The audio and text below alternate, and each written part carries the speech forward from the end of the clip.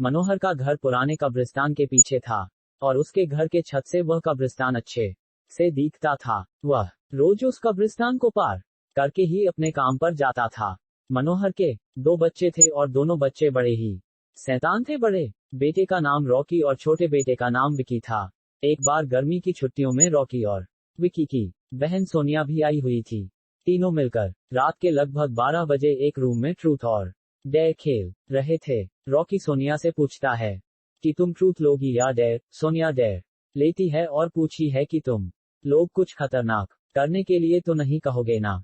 Rocky, ये हुई ना बात, तो जाओ अब छत पर से घूम करके आओ और छत पर रखे गमले में से फूल तोड़कर लाना होगा, तभी हमें पता चलेगा कि तुम छत पर से आई हो। सोनिया, छत पर से तो कब्रिस्तान दिखता है। नहीं, मैं नहीं जाऊंगी। रॉकी और विकी दोनों सोनिया को छत पर जाने के लिए जबरदस्ती बोलते हैं। सोनिया छत पर जाती है और जैसे ही गमले में लगे फूल की तरफ बढ़ती है तभी उसकी नजर कब्रिस्तान की ओर पड़ती है। कब्रिस्तान में एक बड़ा सा सूखा पेड़ होता है। वह देखती है कि उस पेड़ पर एक सर कटी हुई उल्टी लाश लटक रही होती है। सोनिया उसे देखती है और जोर से चिल्लाती हुई बेहोश हो जाती है। फिर जब सोनिया बहुत देर तक छत पर से नहीं लौटती है तो रॉकी और विकी दोनों डर जाते हैं और वह छत पर जा करके देखते हैं तो पाते हैं कि सोनिया बेहोश पड़ी है। वो तुरंत मनोहर को बुलाते हैं और सारी बात बताते हैं। मनोहर, तुम तीनों को ऐसा खेल खेलने की जरूरत क्या थी, और रॉकी तुम तो जानते हो उस कब्रिस्तान के बारे में कैसी कैसी खबरें आती है, फिर भी तुम सोनिया को रात में छत पर जाने के लिए क्यों भेजा। रॉकी, सॉरी डैड, मुझसे गलती हो गई, हम आगे से ऐसा नहीं करेंगे। मनोहर, और फिर कभी दोबारा ऐसा काम किया तो तुम दोनों को उसी कब्रिस्तान में छोड़ आऊंगा। अच्छा सोनिया बेटी, ये बताओ तुमने वहां ऐसा क्या देख लिया था कि तुम वही बेहोश हो गई। सोनिया सहमी हुई हालत में मनोहर को सारी बात बताती है कि उसने क्या देखा। मनोहर ने उस कब्रिस्तान के बारे में ऐसी खबरें पहले भी सुनी हुई थी, इसलिए वह सोनिया को डांटता नहीं है और बच्चों को संभल कर रहने की सलाह देता है। एक दिन मनोहर को काम से छुट्टी मिलने में देर हो जाती है और उस दिन उसे ऑटो भी नहीं मिलता है। वह पैदल ही घर की ओर चल पड़ता है। इधर विकी और रॉकी दोनों आपस में बात करते हैं।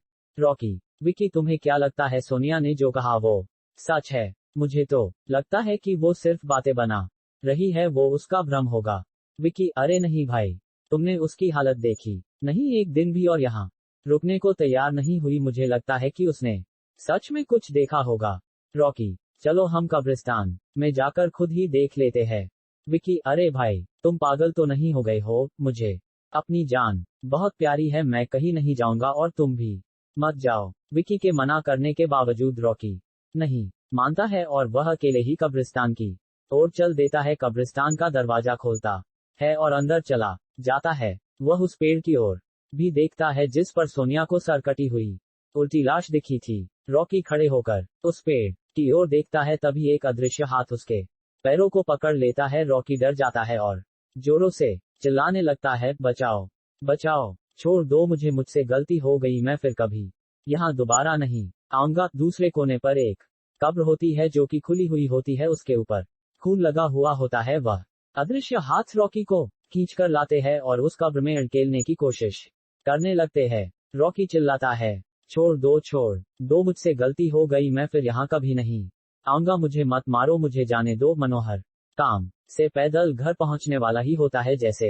ही वह कब्रिस्तान से गुजरता है उसे रॉकी की आवाज सुनाई देती है। मनोहर, ये क्या? ये तो रॉकी की आवाज लगती है, ये तो कब्रिस्तान से आ रही है, मुझे जा करके देखना चाहिए। मनोहर कब्रिस्तान में चारों ओर देखता है लेकिन रॉकी कहीं नहीं दिखाई देता है।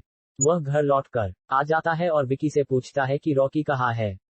विकी, पापा मेरे बार बार मना करने के बावजूद भी रॉकी कब्रिस्तान में चला गया। वो जानना चाहता था कि सोनिया जो कह रही थी वो सच है या नहीं। मनोहर, हमारे पास समय बिल्कुल भी नहीं है, जाओ घर के मंदिर में शंख में जो जल रखा है वो जल्दी से लेकर आओ, हमें रॉकी को खोजने कब्रिस्तान जाना पड़ेगा। विकी वो जल लेकर आता है। मनोहर और विकी कब्रिस्तान में जाते हैं। मनोहर जल छिड़कता है, फिर उसे किसी के घसीटने का निशान दिखाई देता है। वह समझ जाता है और फिर उस निशान का पीछा करते हुए उस कब्र तक पहुंच जाता है। मनोहर कब्र के आसपास वो जल छिड़कता है कब्र से अजीब अजीब सी आवाजें आती है। विकी बहुत डर जाता है। मनोहर, मुझे लगता है कि श्रापित प्रेत आत्माओं ने रॉकी को इस कब्र के अंदर कैद कर लिया है। हमें जल्द ही इसे निकलना होगा। तुम ये पवित्र जल आसपास छिड़कते रहो, इससे हमें वो प्रेत आत्माएं कोई नुकसान नहीं पहुंचा पाएंगी। मैं कब्र को खोलने की कोशिश करता हूँ। मनोहर उस कब्र को खोलने की बहुत कोशिश करता है। अंत में वह कब्र खुल जाती है। उसके अंदर रॉकी लथपथ बेहोश पड़ा होता है। मनोहर रॉकी को लेकर हॉस्पिटल जाता है। उसकी हालत बहुत गंभीर होती है। उस दिन के बाद मनोहर उस घर को छोड़कर शहर से दूर एक दूसरे घर में अपने पूरे परिवार के साथ रहने चला जाता है।